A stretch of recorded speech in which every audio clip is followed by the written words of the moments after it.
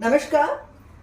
सदियों पहले हमारे पूर्वज मजबूत मंदिर या किलों का निर्माण करने के लिए जिस तरह से चूने का इस्तेमाल करते थे, उसी तरह से चूने का इस्तेमाल शरीर को दृढ़ और स्वस्थ बनाने के लिए किया जाता था। इसका बहुत ही सुंदर वर्णन रसतरंगिणी इस आयुर्वेद ग्रंथ में किया गया है।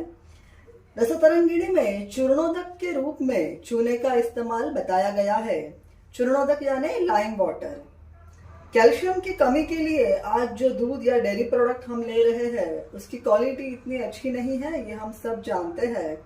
और इस कैल्शियम डेफिशिएंसी के कारण कई सारी तकलीफें बच्चों से लेकर बूढ़ों तक हम देखते हैं। चूर्णोदक न केवल आपकी कैल्शियम की कमी को दूर करता है, बल्कि इसके कई स्वास्थ्य लाभ इस ग्रंथ में कहे गए हैं। आज हम जानेंगे इस ग्रंथ में दिया हुआ चूर्णोदक बनाने का बहुत ही शास्त्रीय और आसान तरीका, और साथ ही जानेंगे इसके चमत्कारिक स्वास्थ्य लाभ।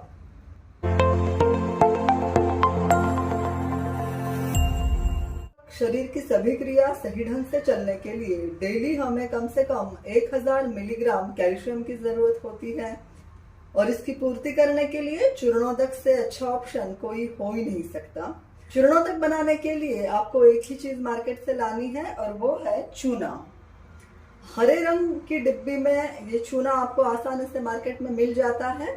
इसकी बनाने की विधि कहते हुए ग्रंथकार कहते हैं कि रत्ति द्वयोन्मितम चूर्णम पंचतोलक सन्मिते, यानी करीब 2 रत्ती यानी 250 मिलीग्राम 250 मिलीग्राम चूना आपको 5 तोला पानी यानी 60 ml पानी में आपको घोलकर इसे बनाना है, जो कि बहुत छोटी मात्रा में कहा गया है।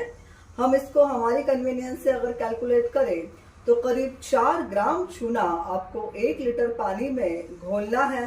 इसे त्रियामम स्थापयेत बुध, यानी 1 याम लगभग 3 घंटा, तो 3 याम हुए 9 घंटे। तो 9 घंटे के लिए आपको इसको छोड़ देना है, और उसके बाद आपको इसको फिल्टर पेपर या कोई साफ कपड़े से छान लेना है। बस ये हो गया आपका चूर्णोदक तैयार। इसे स्टोर करने के लिए आपको कोई भी गहरे रंग की कांच की शीशी या प्लास्टिक की गहरे रंग की बोतल की जरूरत पड़ेगी, जिसमें आपको इसे रखना है। इस ग्रंथ को पढ़ते समय एक बात मेरे ध्यान में आई है कि चूर्णोदक स्टोर करने के लिए ग्रंथकार कहते हैं कि दृढ़ हरित्वा काच कुप्याम निधापयेत, यानी ये चूर्णोदक आपको दृढ़ यानी गहरे हरे रंग की बोतल में रखना है। इसी कारण शायद सालों से हमको चूना इस तरह की हरे रंग की डिब्बी में मिलता है। ये परंपरा शायद कई सालों पुरानी होगी, जो इस ग्रंथ में भी लिखी हुई है। अब चूर्णोदक लेने की सही मात्रा कितनी होनी चाहिए, इसके लिए ग्रंथकार कहते हैं कि आरंभ्य 30 बिंदुभ्य 60 बिंदु मितम परम, यानी करीब 5 से 6 महीने का जो छोटा बच्चा रहता है, उस एज से आपको चूर्णोदक देने की शुरुआत करनी चाहिए, क्योंकि ये इनका दंतोद्भेद यानी दांत आने का समय होता है। बच्चों को आसानी से दांत आए और उसे कोई तकलीफ के बिना आसानी से दांत आए, इसीलिए करीब 30 यानी 30 बिंदु की मात्रा, 30 बिंदु तक आपको ये ड्रॉप्स जो है बच्चों को रोज देने हैं। और जब बच्चा लगभग 1 साल का होने लगता है तो 60 बिंदु तक ये मात्रा बढ़ाई जा सकती है, और उसके बाद 2 तोला आपको ये चूर्णोदक रोज बच्चों को देना है। बड़े लोगों के लिए इसकी मात्रा करीब 50 ml है, जो आप इसे रोज ले सकते हो। अब चूर्णोदक से हमको क्या लाभ होंगे, इसकी प्रॉपर्टीज क्या है, ये बताते हुए ग्रंथकार कहते हैं चूर्णोदकम कृमिहरम मतिसार हरम परम अम्लपित्त प्रशमनम विशेषात दुग्ध पाचनम शूलम ग्रहणिकाम हंति खटिवत गुणकारकम। इसके महत्वपूर्ण गुण अगर हम देखें तो सबसे पहले ये जो है कृमिहर है। कृमि यानी जो वर्म्स खासकर बच्चों में और कई बार बड़ों में भी देखे जाते हैं। आयुर्वेद में भी 20 प्रकार की कृमियां कही गई है, तो इनको मारकर गुदा द्वार से आसानी से निकालने का काम चूर्णोदक करता है।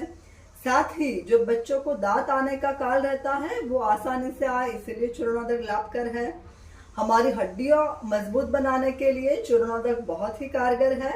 अम्ल पित्त प्रशमनम यानी एसिडिटी या एसिड रिफ्लेक्स, गर्ड जैसी जिन लोगों को तकलीफ होती है, जिनको खाना आसानी से नहीं पचता, खट्टी डकारें बार बार आती है, उन लोगों के लिए चूर्णोदक एक क्षार होने की वजह से यानी अल्कलाइन प्रॉपर्टी का होने की वजह से बहुत ही ज्यादा कारगर है।